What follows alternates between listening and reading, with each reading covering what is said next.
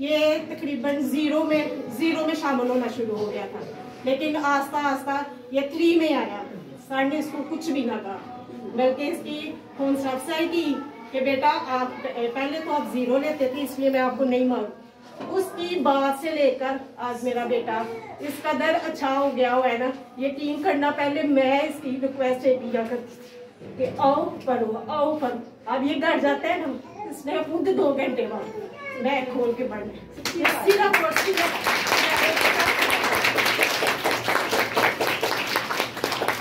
ये सारा क्रेडिट सिर्फ और सिर्फ सर की वजह से है, क्योंकि सर ने इसके साथ ऐसा बिहेव किया।